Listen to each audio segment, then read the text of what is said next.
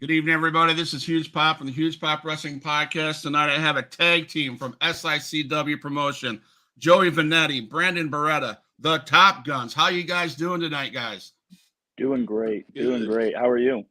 I'm doing better. I mean, I'm doing really good, and it's glad to have you here. But I have to start the show. And man, Brandon, I got to say, you're on the bottom here. I got to say, Huge Pop Wrestling Podcast is blessed beyond belief to have someone like you, as popular as you, on the broadcast today. This you have no idea. The feeds, the emails, the messages are coming in. How awesome it is to have Brandon Beretta on the Huge Pop Wrestling Podcast. I think you're going to get us over 1,000 subscribers on YouTube tonight alone. It's gonna be nuts. I appreciate you being here, man. See, I appreciate you. And I feel like you've been talking a lot with the Big Texan, but I appreciate you for having Joey and I on tonight. Hey, if we get this channel over to 1,000 subscribers, that will be wonderful. So it's gonna. I mean, if we can't, it's gonna happen. I mean, but I'm surprised I'm not getting notifications after notification. It's just how good you are, how popular you are. Oh my God, I just can't wait. And we got Mr. Joey Vanetti up here, laid back, man. He's sitting here just going, "Oh, okay, waiting his turn because it seems like no, this is an everyday thing." I'm like, if he gets the glory, I'm like, all right. I'm feeding off of that energy too. So, all right, man. All right, that's good. I'm glad to have you guys on here. You guys wrestled in different promotions, so let's start there. What other promotions other than SICW have you guys wrestled with? Even individually or together? Yeah, so I mean, we obviously started with SICW, and then we were able to venture down to Scotty Z's promotion with New Breed Wrestling, and then we actually just got in with Memphis Wrestling down in Tennessee, which is Dustin Starr's promotion, which is super cool as well. I went down there a little bit earlier. But Joey and I, we just got down there together just last month, and we'll be down there pretty regularly. So that'll be super cool to keep doing that as well. Awesome, man. Joey? Yeah. So the same thing. So first started off at SICW, and then Brandon he had a couple matches at New Breed Wrestling, and then once we started tag team wrestling, we went there, started a run over there. I believe we're currently in a feud with Steve Fender and Derek McQuinn, a couple of Harley Races guys. Oh yeah. All right. So before SICW, before getting into pro wrestling, obviously, I would assume that you guys were fans as kids growing up. So if each of you could tell us a little bit about what it was like growing up as a fan, and that before you became a wrestler. Yeah. So for me, it was I was working out with my buddy that I kind of give him credit to it. Back in like elementary school, it was like 4th or 5th grade. I had just came back to that school after like moving to a different school for a while, and he had a SmackDown magazine, and I was like, "Yo, what is that? Who is that?" And he was like, "Oh, bro, this is John Cena. You don't know John Cena?" And like got me on with, like, "Oh, you got to watch Friday Night SmackDown, this and that." And then I was on it from there. Like I was instantly hooked. It was just John Cena on the cover, the word life and brass knuckles. Yep. And it just reeled me in right away. And one of the, I got in right, I don't want to say it was probably like the middle of the Ruthless Aggression era. Like Cena was doing the Doctor of Thugonomics. Randy had came in.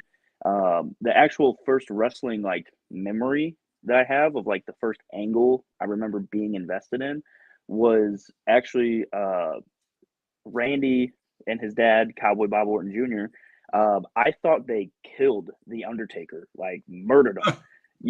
When they put him in the casket, they hit it with the axe and poured it, with gasoline and lit it on fire. I was like, oh my gosh, these guys just committed murder on TV. Like, this is insane. Right. And was hooked. And that's kind of the era that I grew up watching. And I watched it all the way through, the 2010s. I'll be honest, in high school, fell out a little bit. I feel like everyone kind of does at some point. But then right out of high school, got hooked right back into it, with kind of the more modern style of wrestling and stuff they were doing with kind of like the more like tied in with current things going on in the world and stuff like that, trying to be more media based and all that really kind of hooked me into it as well. And then, 5 years after that is whenever, here we are now. Now I'm a wrestler. Now I'm in the business. So awesome, man. Joey. No, so like I was probably like 4 or 5 years old, and I didn't really know anything about wrestling besides The Rock, and that was only because he was like in the movies and stuff. And so I remember going to a SmackDown. He wasn't even on the roster then, but I was like, "Oh, The Rock! Let me see The Rock come out and stuff." Right. So ever since then, going to my first SmackDown, I'm like, "All right, let me start looking into this more." So then I had a buddy of mine in kindergarten where we would always be trading action figures or like even trading cards and always going to school and getting in trouble, getting them taken away. Right. So even starting there, just really became a big fan. I mean, even up into high school, I mean, like I was even watching it. I was still getting made fun of for watching it. But I'm like, you know what? Like I'm gonna stick to it. I'm like, I like what I like. Yeah. So now I grew up in I'm gonna age myself. I'm like the NWO guy. To me that was what vaulted wrestling back into existence when that whole thing happened. So oh yeah. What are some of your favorite wrestlers and promotions that you like today or like in the past? So even growing, I mean, like I've always been a big WWE fan but I mean, like I only ever knew WWE, but ever since I started training and becoming a professional wrestler, finding out all these other independent promotions and finding where all these other WWE wrestlers where they started, I was like, oh, well, they had to have started somewhere. It's like let me watch this promotion. I'm like, oh wow, like this guy wrestles here, or oh he wrestled here too. So just finding about everybody's like history and the history of all the other different promotions. Absolutely. How about you, Brandon? Yeah, for me, I obviously was hooked with WWE, and I actually became a really big fan of TNA right when Kurt Angle made the jump over. Yeah. My mom, she was taking me to the babysitter for the night, and uh, it was my uncle Chris was watching TNA, and I didn't know anything existed outside of WWE, so I'm like, oh, what is this? Six-sided ring. And then I was like, oh, what is Kurt Angle doing here? I just watched him, month ago or whatever. Right. And then that got me hooked, there. And then seeing guys like AJ Styles, Samoa Joe, and that was kind of like, that's really what got me hooked on that style of wrestling, that, some people may call it like the new school style or, something like that. But was a huge fan of TNA growing up as well. And now, like, I still enjoy like watching Impact. I really think over the past year or so, they've kind of really stepped up their game with the product they're putting out. And then I'm a huge fan of the NWA as well. They're definitely on a bucket list of mine and a goal of mine to wrestle under the NWA banner. But those two, I would say, I do occasionally, catch some stuff from AEW. But I mean, the first time I ever even kind of really watched like a full pay-per-view or anything of AEW was just what was that, Wrestle Dream, and it was all based off of the Edge might show up, Yeah. and then that's the whole reason I watched that pay-per-view. Right, But absolutely. for the most part, I'd say, I really enjoy, Impact, NWA. Yeah. Now, what I like about SICW The, is the old school feel is gone. What I like about SICW is the old school feel that they have in comparison to today. I mean, today does nothing. It's nothing compared. There's no comparison, because what Herb and you guys do at the SICW arena is it brings you back to the days where Jesse Ventura would bring them up to the front of this ring and interview, and even when the young Vince McMahon was doing the broadcasting. So I love that part of SICW, and that's why I love what you guys are doing. So I thank you for continuing a kind of wrestling that I feel has been lost. So No, Herb in SICW, we like to keep that tradition alive. yeah. Oh yeah. So what inspired you individually to become a professional wrestler? I mean, so even like watching it growing up, I mean, that's something you'd think like, oh man, that's something I could never do. Or it's like you're watching these guys and they're superheroes to you and you're like, oh man, I can't do that. But then even like growing up here in Southern Illinois and seeing like, oh, well, wrestling was like right here in the backyard in St. Louis. Like, I didn't know this was right here.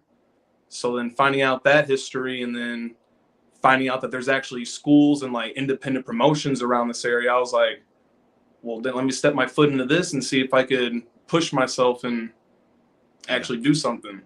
That's awesome, man. How about you, Brandon? For me, it was I had gotten kind of to a point with, my main job, right? Everyone's got that 9 to 5, kind of at this level, but like my main job, I got to this point where I had dropped any hobby, that I had previously had, right? And Right. I had got to a point where I was, you know, super out of shape, wasn't, my work-life balance wasn't good. I wasn't doing anything except for working, sleeping, going back to work. And I had done a little bit of research right before COVID on like wrestling schools around me. I was like, hey, maybe this is something I've always dreamed of doing. Let me see what's available, around here. I wasn't too into the independent scene in St. Louis. Like I'd never been to a wrestling, show besides going to like a WWE show or Impact show when they came in. But I was like, let me just see what's around. And I had actually found the Ace Wrestling Academy and then the Harley Race Academy. And I'd reached out to both, and then COVID hit. So everything shut down. A year goes by. And then it was actually the Ace Wrestling Academy that had called me and was like, hey, we're opening doors back up if you're still interested. And at that point, it was even further along. Like my work life balance was still just as bad. I was like, I don't want to say like depressed, but I was like, man, dude, like I'm 20, something years old. This is not what I want to be doing. I want to be enjoying, what I do on my day to day. And that's when I got into wrestling, and I automatically, like, it was like my main focus, to get myself into shape, push myself to do something I've never done before. And I just kind of told myself, I was like, look, you're gonna bust your ass and you're gonna try this. And if it doesn't work out, it doesn't work out, but then you can at least say you tried. But here we are, 2.5 years later almost. And, I'm like, this is my passion. This is what I love to do, on the weekends. This is why I'm in the gym every day. This is why I'm at training every Tuesday and Thursday, is to be the best professional wrestler. So it was really for me to do something for myself, to really just enjoy my day to day and have something to look forward to. So you talked about the Ace Academy, and so Joey, can you tell us where you were trained and just describe the training that you went through and how hard it really is for you and where it's gotten you now? So I started my training like December 2021, and like the first like couple of months, like they're working you to see if you're going to stick to it or not. And I remember like my first week, like I had the rope burns on my back. Like I couldn't get out of bed the next day just because of how tight my back was from the bumps. And like you got to keep doing the bumps and keep running the ropes, or your body's going to get tight and calloused up, and you're not going to be used to it. So that's why you just got to keep working and working. And that's why it's like Brandon said, it's like every Tuesday and every Thursday we're in there. And it's like if we stop, like our body's going to get sore, even though they're sore every day. Right. So Brandon, what about you? Training and Ace Academy, and what did it feel like busting your ass daily to be able to make it to where you're at? Yeah, I mean I got in with the Ace Academy just a little bit before Joey did. It was July of 2021. So back when they first opened the doors back up, and they gave that phone call like, hey, we're doing a tryout, is basically what I got told. So I show up, and there was, I think it was either 20 or 24 people that came to do this tryout. And only 11 of us got called back to like, hey, we're going to start a class on Tuesday. So like going into that tryout, I told myself, I was like, this is, like they're doing this legit, like they're doing a tryout for this. This isn't just, you can come in off the street. Like they want people in here that are, and, they can see something in or already have the drive and the passion for it. And, I went in there and I busted my ass through that tryout, and the tryout was, just a lot of calisthenics. And then, all right, let's have you guys take some bumps, and see how you react to it. And, that's where they called those 11 people back, and I was one of them. And we started class that next Tuesday. And it was like Joey said, they're pushing you. They're in there because sometimes you get people in there that they're like, oh, I want to be a professional wrestler, because they think just anybody can do it. And it's you get in there and you learn real quick that it doesn't just take a physical toll, it's a mental toll on you as well, because you're pushing your body to do stuff that Right. it doesn't want to do naturally, and that was the biggest thing for me, was getting over those humps of, learning how to do a front flip and land on your back, or like Joey said, running the ropes. Like you have to keep running, no matter how sore you are, no matter how, every time you hit those ropes, it's stinging. You have to keep going until they say stop, or until you throw up or something, and it's just pushing yourself as hard as you can, because that's what's going to make you stand out from everyone else, is the people that are determined and they don't stop.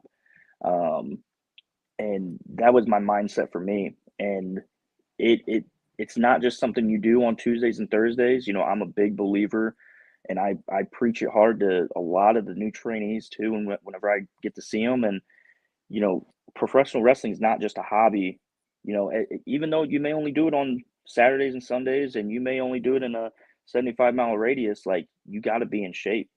You have to take it seriously and take care of your body when you do this, this type of business.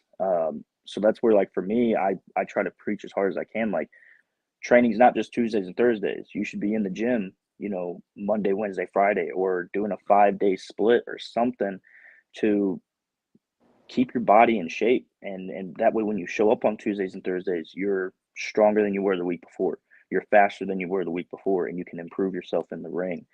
And that's really kind of my mindset now, with training is, me and Joey haven't stopped training. We keep training because that's what you got to do. You got to keep the knife sharp, to be good in this business. Awesome, man. Thank you guys for those answers. So man, Joey, I'll let you answer this question. What's the story behind the Top Guns? How did that originate? How did that name originate? How did the tag team come to be? Man, so we actually weren't even supposed to tag team. Back last year in September, we've had our first tag team match at the in Sandoval, Illinois, and actually I think Brandon should tell the story because he was actually supposed to have a match, but the card's always subject to change, and they actually put me in a match with Brandon. All right, so. I'll get Brandon because Brandon's the one that's getting the YouTube channel 1,000 subscribers. I'll let you answer the question because that would just be correct. Oh man. Yeah, so, like Joey said, we were doing a show in Sandoval. And Joey, at that time you had wrestled.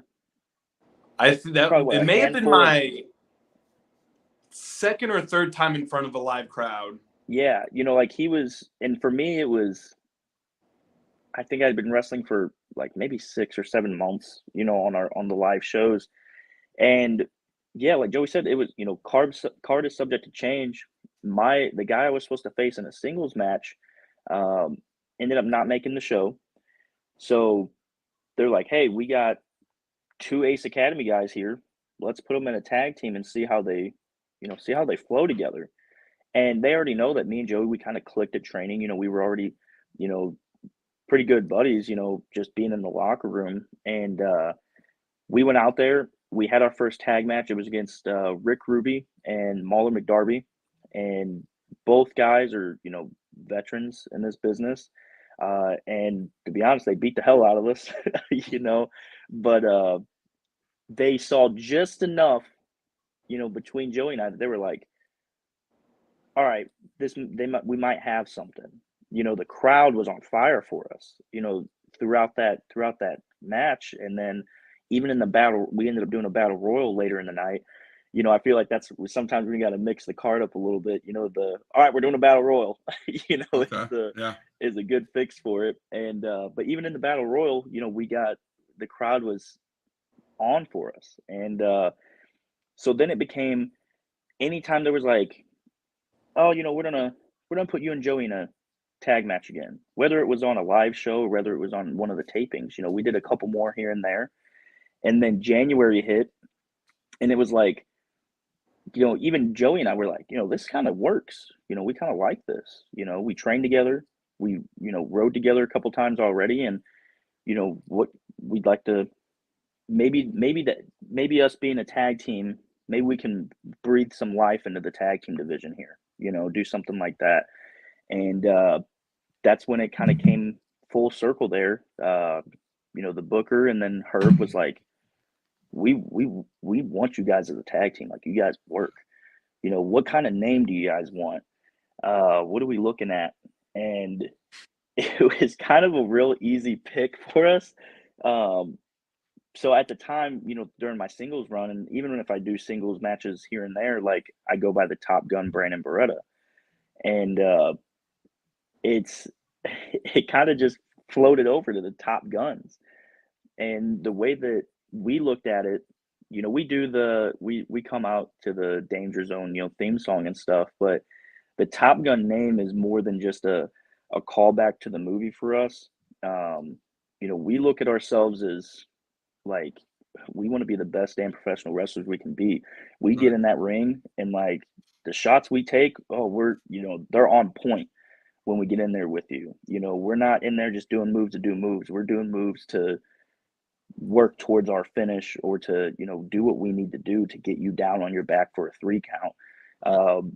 Almost want to, the term gets used, you got to shoot background, if you're from a mixed martial arts or like collegiate wrestling. But like, I just called me and Joey, I'm like, dude, we're shooters, man. We go in there and we're going to wrestle you. We're the Top Guns. We'll aim our crosshairs right at you, and we'll pull that trigger and take that shot, and that's kind of the feeling I get from behind it is, that we're in here to be the best, and we'll take those shots that we got to take.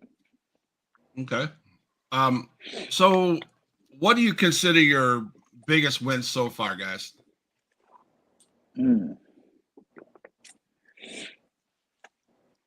I would have to say, it was a pretty big win last Sunday. I was literally, I was thinking the same thing. Now, I mean, I Yeah. know where you guys were last Sunday, and just Mhm. being in the presence or in the building of the Chase Auditorium, that in itself probably makes that match the best match. Absolutely. I Just being mean, in that moment is insane, and I feel like I just realized like yesterday that we actually won that match, and it's like, damn, we could say that Mhm. we actually won in the chase. Yep. yeah. And you guys were in a building that, what, decades before Briscoes, the Harley races, Oh yeah. all those guys, the Funks, everybody, they came Hulk through there. Hogan, Bruiser Hulk Hogan. Brody. Yeah, Bruiser Brody, Yep. man. You were in that building. So that question was going to come later. How did it feel, A, to win in that building and just to be in that building? So surreal is the word that pops in my mind. Like you said, wrestling at the Chase was, you said it was decades before you, and it's decades before us. But like knowing the history of St. Louis wrestling, and honestly, that's a big thanks to Herb. And I know you guys were saying earlier about keeping that tradition alive, and that's where really like for me, that's where I got a lot of my wrestling history knowledge from is from being around SICW. So to be able to be a part of there was 4 matches on that card, so very select few, in that show, and to be able to be 2 of those guys for me is a super huge deal. And I mean, I tried to soak it in as much as I could. I told Joey, when we hit our finish, when we hit the rocket launcher, I said, dude, I don't think I've ever seen you jump that high, doing that move. Like, it was like everybody was turned up to 11, and even Joey, he don't remember doing this, but he got up on that top rope, and normally he kind of balances himself for a second. No, he got up there and stood straight up. Like, I've never, and because I'm basically just taking him and throwing him off, for the splash. So I'm looking at him the whole time, and I barely had fingertips on him, as he's coming down, and it's just the whole thing was just surreal. It's such an honor, and it's thanks to Herb, and being a part of SICW that we get to do stuff like that. And now you said And there was what? You said there was four matches. 4 matches, And 4 I matches. gotta believe Herb was the one that put together this match card, correct? Yeah, I mean, between so him and what does that tell you yeah. about how he feels about the Top Guns, right? That honor, Exactly, yeah, absolutely. honor. I mean, I can say this, I'm honored to be able to. He trusts me with, I mean, the Big Tex and you guys, Gary, and Yes. he's bringing more, and so to be Yeah. trusted like that on my level, I couldn't imagine how you must feel bringing 2 guys into the Chase that he talks a lot about as his, this is the granddaddy of them all for him. And Right. he brought you guys, and that's just amazing. Young guys like you guys ought to be like, oh my God. It's at honestly on Sunday, I think for like a large part of the day, I was just like I didn't even know what to say. I just had to like soak everything in, and I would really really hope we are able to get access to the footage that the Chase Park Plaza recorded. Um, you know, they used I mean, they had it loaded in there. Like, I mean, I don't know if you've seen anything from the NWA events that go on there, um, but I mean, they pulled stuff out that they didn't even have out for the NWA shows. Wow. Like the stage setup was, incredible. They did use the same like roaming cameras on the floor. They had guys going around the ring, cutting angles, everything for us. And I just would really love to see that footage because I know there's a moment when we're on the stage. I guarantee if you look at Joey and I's face, it's probably just like in awe of what we're about to do. There's a picture of us when we're walking up the ring, walking up the stairs. Uh, we took that moment to soak everything in. And then at the end of that match, I remember looking at Joey and Bobby D, because we were in a 6-man tag, and we were about to get out of that ring. And I looked at them both and I said, no, get up on the turnbuckles again. Like, we're taking this moment, this is our moment, and we're going to just soak all this in, because it's just, if you don't, you'll never get to do it again, Right. Yeah. So you guys only traveled together for the last 6 months or whatever. So do you guys have any awesome, funny stories about traveling, car rides together? Maybe. I mean, Joey thinks every Quick Trip's a Circle K. So, I mean, it's this man. I try to get him to stop at Quick Trip and Loves. He's like, no, I need Circle K. I need to know where Circle K is at. And it's just because that's like the only gas station that he can get to in Belleville to get the same bag of trail mix he gets. That's my comfort zone gas station. I feel comfortable walking in there and walking out. It's easy. Circle K, huh? Circle K is Joey's place. And I always see him whenever, even if we don't ride together, like if we're just meeting in Belleville, there is never a moment that Joey does not have a bag of trail mix on him. Like, if you're in the locker room after the show and you've got your stomach's a little hungry, hit Joey up. Dude's got trail mix like constant. I'm surprised you don't take it out to the ring with him. Like, it's like, just pull out a bag right now. I'm sorry. Right? Yeah, no, you have one. I guarantee it. There's one in your house. I guarantee it. Nah, that's for next weekend when we have a show. So I've been holding off on this thing because, like I said, I had some help here. So I'm just going to go do this. Hey, no, Joey, I got knows you a question. Oh boy, what's the most challenging aspect of being a professional wrestler, Joey? Oh man, it's probably just dealing with all the ribs and all of the, the higher ups messing with you 24/7, never catching a break. Did I do that well? Oh man, that was perfect. You were on point with that. I'm telling you, there's going to be one point. I was waiting for Brandon to start doing that, but that was a good one. Oh man, we have fun here. That's good. So, Brandon, that's good. All fun. I hear there's a Nick Aldis story.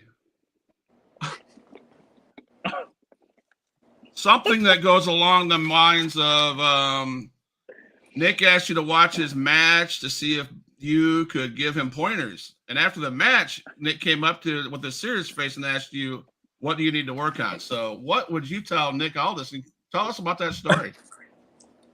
Again, I had help. Yeah, so current SmackDown general manager, Nick Aldis, he did a show with SICW. I can't remember if it was December or early January of this year. May have been December last year, but I go up and I go to introduce myself, and someone had got a hold of him prior to, and was like, "Hey, we got this ongoing, running joke with Beretta that, we say that he's the golden boy, and I've heard of getting a push, but getting a rocket strapped to you and going to the moon, but Beretta's the rocket and this and that, and all these little ribs, and just all in fun." So I go and I shake Nick's hand and I'm like, "Hey, I'm Brandon Beretta. Thank you for being here." And he goes, "No, thank you for having me." He said, "Thank you for allowing me to be on your card, this and that." And I just automatically, hand still shaking his hand, and I'm just like, who told you to do this? Like, because I had just, and this is kind of an update on that. I just spoke to Nick a couple days ago, because when we wrestled at the Chase, I had sent him a couple pictures of it and was like, "Hey, I just wanted to send this to you because when I watched you wrestle Trevor Murdoch at NWA 73 for the NWA World's Heavyweight title, I told myself I was going to wrestle in that same ballroom, and I did it." And you know, he was just like, "Good job, keep it up." Just very polite, quick answer. And but it was I'm a fan of Nick Aldis. I watched him with NWA. So for him to be like, "Oh, I know who you are. You're Brandon Beretta, this and that," my face was beet red. And I had no words. I was just like, "Oh, all right, thanks, Nick." And I'm like, "Who told you to do this?" He's like, "I don't know what you're talking about. I know who you are." No sold me the entire time. And then he asked me, he goes, "Hey, you know, this is another thing he said to me. He said, "Man, I'm about to go out here for this match. I'm surprised the house stayed after your match. You tore it down. Thank you for saving them for me." And I was like, "All right." So he goes, "Hey, would you mind watching my match? If there's any pointers or anything, it'd be greatly appreciated." And I'm just like, "Man, I don't know." I was like, "Please, just you're gonna do great." I don't know what to say. And he comes back after his match, goes in the locker room, and they had a little side room for him. And not even 2 minutes later, he comes to that doorway, and he goes, "Where's Beretta at?" And I'm just like, I knew automatically. I was like, "Oh no, he's gonna ask me if I watched his match and what pointers I have." And sure enough, they get me over at Beretta. Come here, Aldis wants you. And he goes, "Hey, did you watch my match? What'd you think of it? Any pointers, anything?" And I was just like, I said, "Nick, I don't know what to say, man. It was great." He went out there against Attila Khan. It was a brawl. Right, And absolutely. I was like, yeah, it was phenomenal. Thank you. And the thing that kills me about it is that he no sold me the entire time. I mean, from when he first met me to when he left that building, it was the entire time consistent. Did Wow. not break once. So, That's awesome. Nick, super super cool guy. And obviously, I appreciate the fun and the jokes because I like to have fun and I like to laugh. And that's a memory that early on in my wrestling career that I will never forget. So, Well, Joey, I hope you're not offended. But I like to have fun here too. And you guys are great guys. So it's all in fun. But really, in all honesty, what advice do you guys have for aspiring professional wrestlers coming into the business? Follow your dreams. Like, I mean, not to sound like too cliche, like if you keep thinking it and like manifesting your like what you want to do, like things will come to you, and just as long as you push yourself. I mean, whatever. Okay. Like if you could think it, you could do whatever you want. Really. Right. That's good. What about you, Brandon?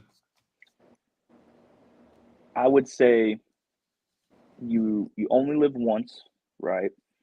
So even if you just go and try it and you find out, well, my body's not made for it, or hey, I don't like waking up with a sore back every day, you can at least say you try it. But if you don't try it, and then when you're older in life and you look back and you go, "Man, I really wish I would have did that," you know just try it. To avoid that, always do something and try it. And if it's not for you, you'll learn pretty quick whether it is or not. But just try your best, work your hardest, and work your ass off. Because if you really want to do it, you'll do it. Okay.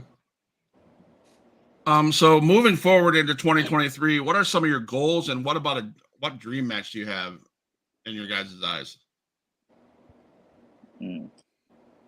Well, I think our main goal for the next couple of months are going to be those SICW Tag Team Championships. And who has those right That now? the LA Hustlers. Okay. So that Yeah. would be your dream match, and you got your eyes on that opponent. So we just had the Tag Team Championship match last Saturday, but unfortunately we didn't get the win due to Lucky P. Larson. So now we're looking Yeah. forward to actually hopefully a fair fight. Okay. Yeah, they I don't know if you know much about the Hustlers, but they've got this manager that likes to weasel his way into matches by the name of Lucky P. Larson. And Okay. he's a lawyer, so of course he has a briefcase. Of course. And that thing is I mean, Loaded? it is beat, man. It is, that's what I'm on Bradley. Bradley, one of the hustlers, ends up getting me out of the ring. Joey had Lamont pinned for a 3 count, but the ref was distracted with us outside the ring, and ended up giving Lucky that opportunity to nail Joey in the back with the briefcase, and that's what cost us the match. And I've had a run-in with Lucky Pete last year, so it's not that I wasn't expecting it. I just would have thought after his interaction with me last year and the outcome of that whole thing, he would have known better. So the only thing that can come forward is us taking those SICW tag titles from the Hustlers, because that's what deserves to happen after he screws us out of our fair opportunity. I would say that's our biggest goal right now, is to get those SICW tag titles. Now, obviously, with us being, in a couple other promotions as well, anywhere we go, tag titles are the goals right there. So whether it's Memphis, whether it's SICW, or whether it's New Breed Wrestling, or if we happen to make our way into any other promotions, our automatic targets are the tag team championships for any promotion. I would say, I know there was a second part to that question, that was about like dream matches. Yes. I would say in the foreseeable future, I would really like us to just as many legitimate tag teams, and I say legitimate because there's a lot of tag teams that, and you'll see this in WWE as well, where sometimes it's just like 2 guys paired together, 2 singles wrestlers paired together. And Joey and I were that at one point, but then we made ourselves a legitimate tag team, training together, riding together. You get gear, all this stuff makes you a legitimate tag team.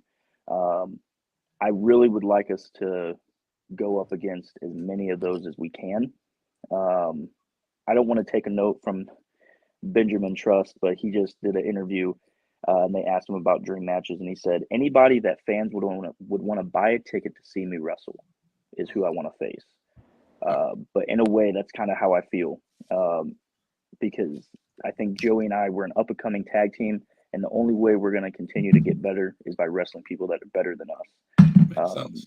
So more experienced tag teams is dream matches for me. Okay. Talk about fans. How important are the fans to you guys? The merch tables, the meet and greets, all that. So, I mean, even after our matches and stuff, or even before when we go out during intermission to meet all the fans, I still get anxious at times where I'm like, I can't believe these people are coming up to us and like wanting to take a picture with us or asking to sign an autograph. And I was like, you want an autograph from like us? Like what? Or even like all the kids coming up and asking to sign their cast or a bag of popcorn or something random out of their pocket just to say, I got an autograph from these guys. Like, I don't know. It's just a cool feeling. It is. That's cool. How about you, Brandon? Fans are the main thing, when our music hits and we come out of that curtain, and those fans get on their feet and they start cheering and clapping for us, that makes it's like that all the nerves are there and then it's just they're gone. And I'm like, I'm here for these people. I look at those fans and I imagine, and this might sound cliche or whatever, but I imagine myself as 11, 12, 13 years old, being in a wrestling show crowd at WWE or Impact, whoever's in town, and watching these guys and the memories that I have from that. We are now making those memories for these kids and for these fans, regardless of how old they are, and that's the biggest thing for me, is to make memories for these people, and going around that ring and shaking hands. Some of them ask for the too sweet, and I give it to them. That's something that resonates with them, Right. and gets them involved. And I would say the fans are the biggest part for me, and for Joey, because I know Joey when he's in that ring, and if he's someone's got him in a headlock or something, and they start chanting for him, and you can see it. It's like Joey's eyes are just getting bigger and bigger. He's like, oh, okay, all right. It's like that fuel to the fire for us. Right. Is those fans. So they're a Okay. huge part. Has there been any funny interactions with any fans? Shoot, I mean, Joey just mentioned the popcorn bag. That we were at the show in Sandoval, and this little kid comes up and he kind of has this look of like, I don't have nothing for you to sign, but I want your autograph. So he just goes, sign my popcorn bag, Nice, So, nice. we Even that signed it. show, they were coming up and they were asking to sign their arms with Sharpie, and we're Oh my like, gosh, yeah. well, we don't want your parents coming up yelling at us, and we're drawing tattoos on you guys. Like, All right. Yeah, I mean, it's I would say a funny thing for me, and Joey knows how much I talk about this, but I keep getting this. We had a match against Toxic Masculinity, which is Axe Allward and Mike Masters about a month ago, and we come out after our match, and it was ended up being a double count out. I ended up body slamming Axe on the outside of the ring, like all type. We were real fired up, man. Okay. And these guys come up to us and they're like, "What's your name again?" And I was like, "Oh, Brandon." They were like, "Oh, we just kept calling you Brock." And I was like, "Dude, what?" And they were like, "Yeah, like Brock Lesnar." And I was like, all right, man. That's like, I'm not even kidding. It was like, I don't think I look like them. I don't think I'm built like them. I don't even have the same moveset or gear, but it is like a reoccurring thing that people either they don't know my name, so they call me Brock, or they tell me I look like Brock Lesnar. And it even happened down in Memphis. And that was like I was like, what is going on? Like, I don't, so that's something that's like reoccurring that keeps like, it makes me laugh, but then I'm also like super confused by it. Like, Right. but yeah. Okay. So we got this, you guys do this, put on this show where, it's predetermined or whatever, blah, blah, blah. There's storylines, there's training, there's bumps. And so what is your guys' hot take on when people say what you guys do is fake? I mean, I'll go first. For me, the word fake is, I think, is about as inaccurate as it can get. Because until you've been in that ring and you've been hit with a forearm, you've been thrown into the turnbuckles, you've hit the ropes, you've taken a bump, you've been suplexed onto your head, you've been dropped on your head during a body slam, you've tweaked your ankle, you've torn something in your knee, anything along the lines of that, getting thrown over the top rope to the floor.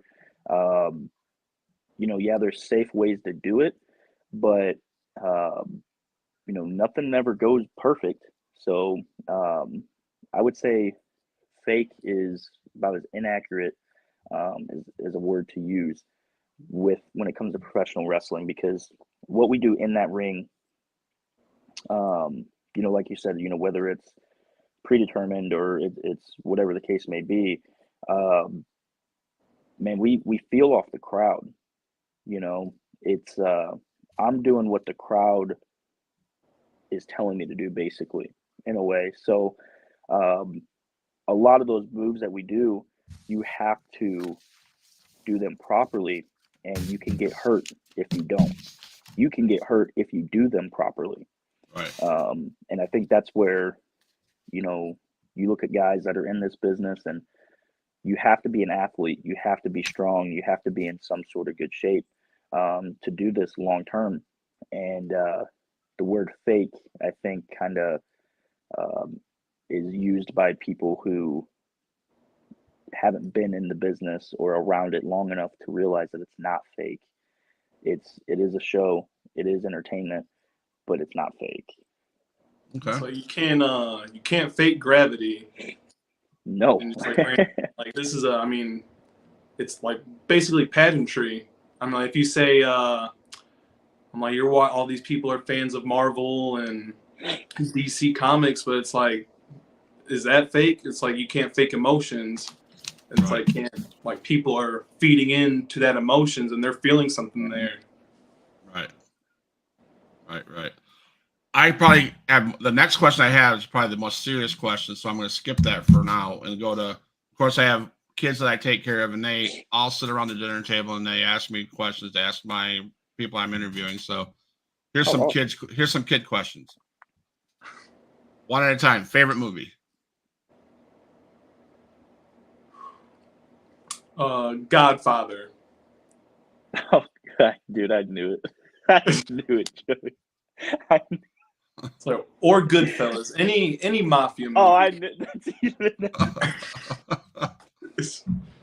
Probably just took or Brandon was probably gonna say or something. No, I just knew what you were gonna say. But for me, one that I can watch over and over again is Forrest Gump. Yeah, classic. Like Ferris Bueller's Day Off. I can watch that movie for. Oh yeah. Yeah. So, TV show. Man, I don't really watch too much TV, but anything on Netflix, anything spooky. Watch like Black Mirror. That's a pretty good series. Okay. Well, I'm gonna steal the answer I thought Joey was gonna give because I was just on the phone with him earlier and we were talking about this show. But I would say The Sopranos. Okay. That's one that Joey just told me that he is rewatching, and I was like, dude, I need to go back and watch it again. All right. Favorite cartoon?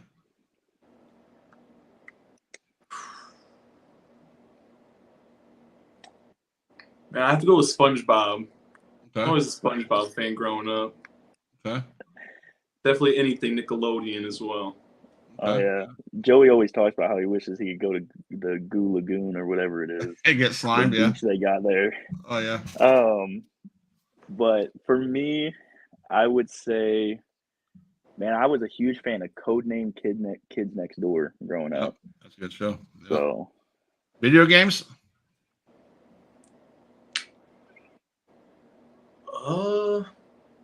Dude, these are not. For me, any wrestling game, I'm down for any of the WWE games. Okay. SmackDown, Here Comes the Pain. That would be probably my favorite one. Okay. Yeah, I was a big fan of like the SmackDown versus Raw games. Okay. Yeah. So does pineapple belong on pizza? This can't be a hard question, guys. For me, yes. I ain't against it. I mean, I can't tell you the last time I've had it, but the last time I had it, I remember it being good. Okay. So. Yeah, it depends. I guess it depends on the toppings that accommodate the pineapple. Okay. I mean, plus, like, I'll eat whatever's in front of me, so I'm not picky. All right. Do you acknowledge the tribal chief?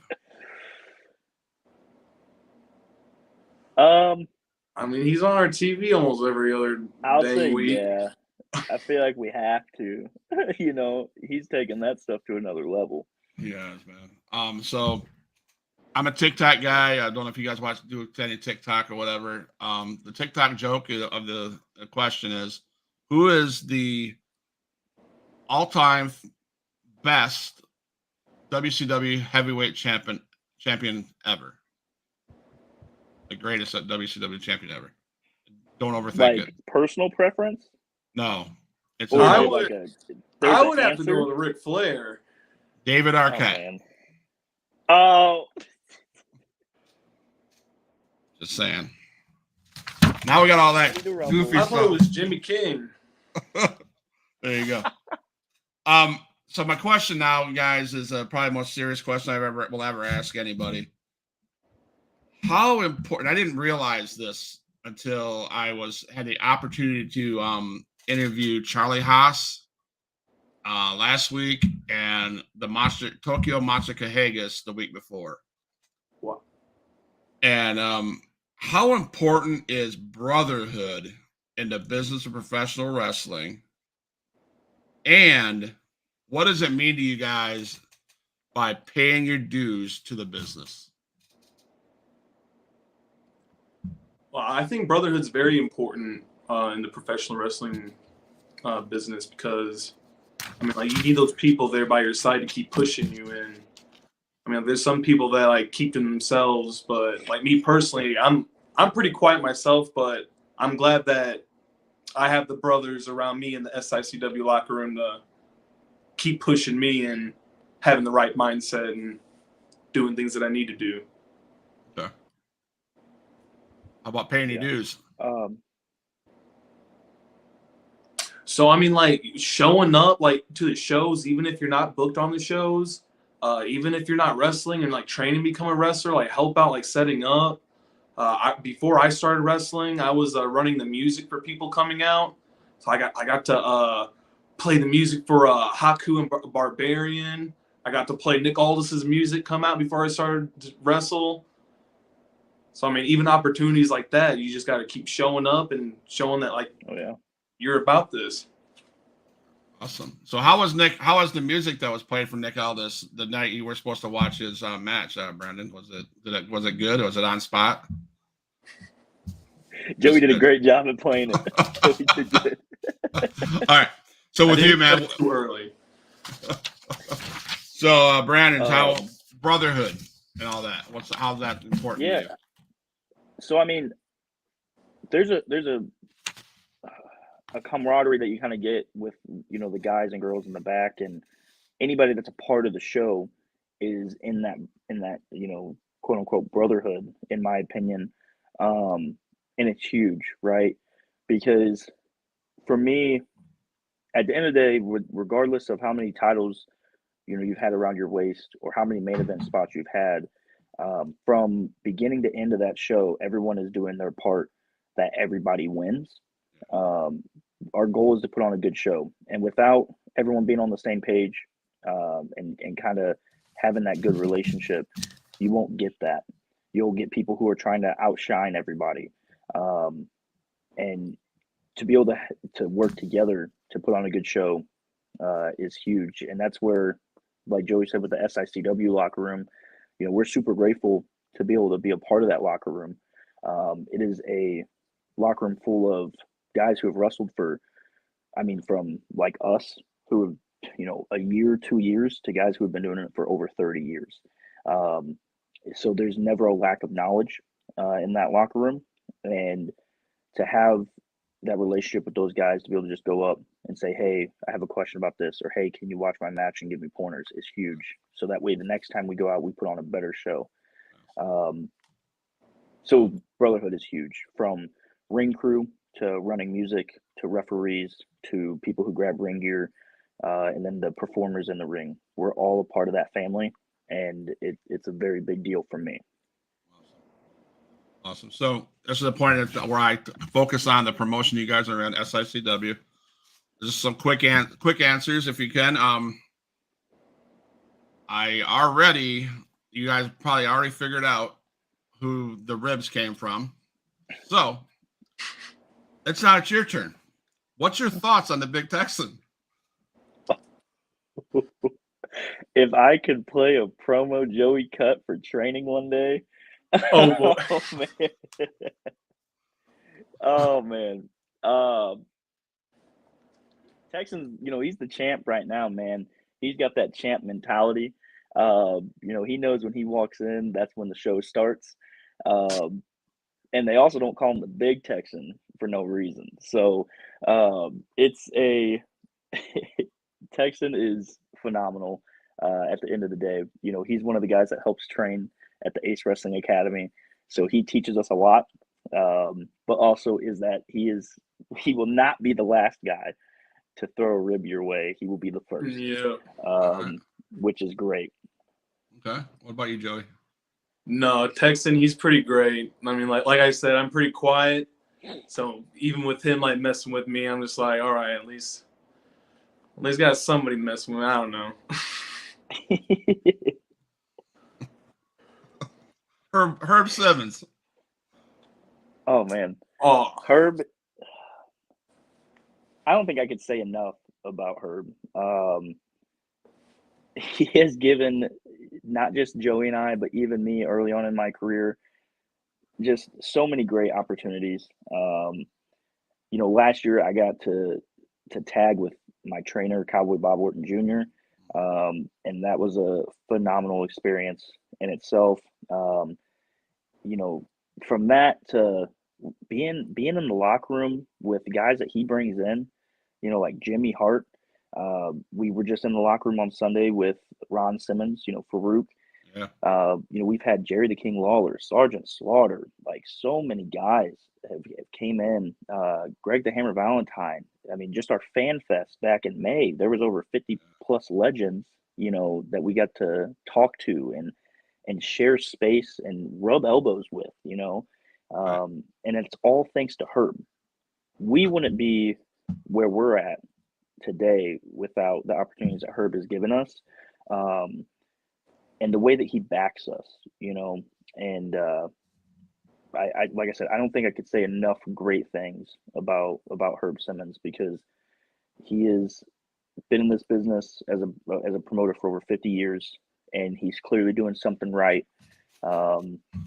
And he keeps on keeping on, and it's just great after all these years that he's still putting on shows like he is, and then got to do the chase with them.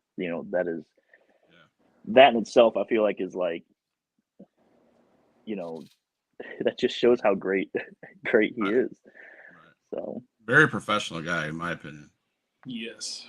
Absolutely. Joey, do you have anything else to say about Herb?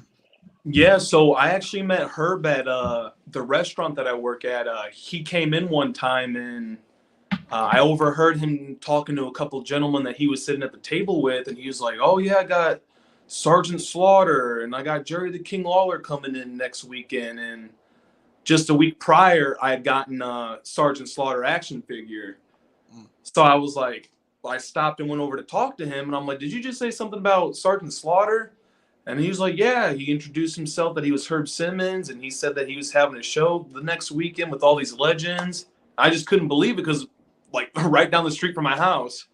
Right. So then I started talking with him more, and he was showing me pictures with Bruiser Brody and Larry Madisick and everybody coming through the chase. So I was just like, man, like he told me about SICW, and that's how I really found out about it. So then that's when I started finding about the history of St. Louis and how big a part of it Herb Simmons was. Right. So just like Brandon said, like I can't even give any so much appreciation to Herb for giving us these opportunities that we couldn't even think of. Gotcha. So have either of you guys had a chance to be in the Bruiser Brody Memorial, or is that in the future? Do you see that something you're gonna do? Yeah. So I was at. I believe Brandon was in the memorial last year, but this year I had the opportunity to be in it as well. And me and Brandon, we actually had the opportunity to tag team on that card. Yep. Yeah, I wrestled in it last year, and I made it Final Four that match, last year, and ended up the guy that won it, Bobby D, is the guy that threw me out. But it was still a great opportunity to be in that battle royal, and then we did it again this year. And this time it was both Joey and I were able to be in that battle royal. And now that I think of it, I got pulled to the floor by Lucky P. Larson out of that battle royal. So that's just another instance that Lucky P has gotten involved in. That's what makes this makes this up and coming challenge a priority. Yeah. So absolutely. Brandon, what about this Joey Vanetti? What can you say about him? Here we go. You ready? The Italian Stallion, Joe Vanetti. Man, he is a phenomenal tag partner. I feel sometimes that I do push Joe real hard, but every single time he just hammers through. When we're at training and I'm just like, we got to go faster. We got to go faster. Let's get this, do this move again, but this time do this. he does it. Like, it's just, he doesn't take it as like, oh man, Brandon's, pushing me. It's like, dude, absolutely. Like, let's do this better each and every time. So whenever we're working on moves, it's like I said, I push him, and he just goes with it too. So the drive that Joe has is huge. And honestly, I couldn't ask for a better person to train with or a better person to tag with, because he matches my energy. And I think that's a huge part of being a tag team, is being on that, equal level of what we want to do. Joey, what about this Brandon Beretta in this and SICW? What do you think? What are your thoughts about him? Oh man, well, I mean, like Brandon, just hearing everybody talk about Brandon and just feeding off of that energy makes me want to be even better.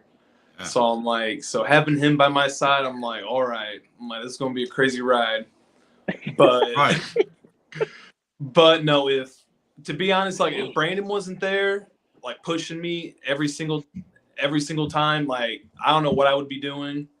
I mean, there's times that I've been I thought about quitting wrestling, like even before tag teaming and before I even graduated Ace Academy. Right. But even seeing Brandon's mentality, I'm like, I need to be on that level. I need to be right there with him, so that I could accomplish my goals just like he's accomplishing his goals. Right. I mean, Brandon himself just boosts this Top Guns tag team match way up there, just like he's doing this YouTube channel. I swear, every other day my followers are going up like 20 more. Right. Absolutely. Absolutely. I mean, and it's just crazy. So, name one name out of that you met through SICW. That you're like, yep, I met this guy. Me personally, I would have to say Haku. Yeah. I'm like, anytime that I bring up Haku, like people turn their head and they're like, "What? Like how? Wait, like what? Like how did you meet that guy?" Yeah. And I actually had the opportunity to go to the Cowflower Alley Club in Las Vegas back in August, and even meeting, I met CM Punk there. I got to meet JBL. I got to meet Rick McCord. Okay. But just like even seeing people, I'm like, I've heard of their name, but I haven't really like knew who they were. And then them coming up to me or like talking, I'm like, I can't believe I'm even talking to this guy. Awesome. What about you, Brandon? No one compares to Brandon. There's a lot of names that pop in my head. I won't give the same answer as Joe, but Haku was definitely one of them. Honestly, I'm going to say Bob, Cowboy Bob Orton Jr. Being able to train with him every Tuesday, every Thursday, it is such an honor. And sometimes you got to kind of like catch yourself and be like, man, this guy wrestled on the first WrestleMania. Like he has been to the show and done it. Right. And his son is been to the show and is doing it, and Bob's dad, phenomenal wrestler. Bob, phenomenal wrestler. Randy, phenomenal wrestler. So I would say Bob, just because he has so much that he offers, when you get to pick his brain. All right. So they'll come to the show where we got to close the show. So I'm gonna let you guys shoot out to whoever you need to shoot out. Tell everybody, to whoever, if you want to fire a warning shot, tell people about you guys. Go for it. Then I'm going to play some music. Then let's stay stay in the lobby. I want to talk to you guys real quick. Absolutely. I want to say this is a warning shot. I would just say this is a fact. After last Saturday, the Hustlers, Bradley, Lamont, and Lucky P, the Top Guns, dude, our sights are locked on the SICW tag team titles. They've been locked on them since January, since day one. And for the past 10 months, they have dodged us. And the second that we were in the ring with them, Joe has Lamont pinned. Lucky realizes I'm losing the tag titles, because that's what he looks at it as, is that he owns those tag titles. Right. Yeah. And he saw that he was losing them, and that's why he got in that ring. So next time around, that it's not gonna play out like that. It's not gonna play out like that, because this is the third time Lucky P's gotten his nose in business that is not his. And our sights are locked. I mean, heat-seeking locked on those SICW tag team titles. Joey? Yeah, so, I mean, that is our goal. We've been working for this the past year. I mean, and once we got our opportunity, it was taken right from under us. And whenever that time comes, we're going to be getting those tag team titles. Thank you, huge Pop Wrestling fans. We have Joey Vanetti, Brandon Beretta, the Top Gun from SICW. It's been an honor to have Brandon Beretta on this show. Man, it's been a pleasure. No wonder it took 3 times to get this show going. It's been crazy. I couldn't sleep last night because I knew I had you on the show. And Joey, oh man, you make this team, and so good luck, guys. Huge Pop Wrestling Podcast. I love you guys. Thank you so much. Check you next time.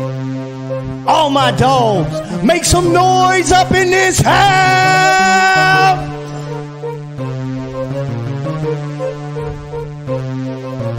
Who is in the house? Who is in the house? It's the gangster of destruction, so you know what's going down. And when the drive-by's coming, then you better hit the grind. Cause when your body hits the canvas, then your head is knocked out. Who is in the house? Who is in the house? It's the gangster of destruction, so you know what's going down. And when the drive-by's coming, then you better hit the grind. Cause when your body hits the canvas, then your head is knocked out. Fight with Adrian Whisper is like a fight with the devil, because when he's dealing with you, you cannot get on this level. Fight with Adrian Whisper is like a fight with a king. It's like a fight with an army. They got the tanks and everything. He's leaving bruises and stitches, possibly leaving you crippled, cause when he sets up the table and sends you straight through the middle. 6 sadistic free, beat that ass with a light bulb. Leave a piece of glass embedded in the back of your skull.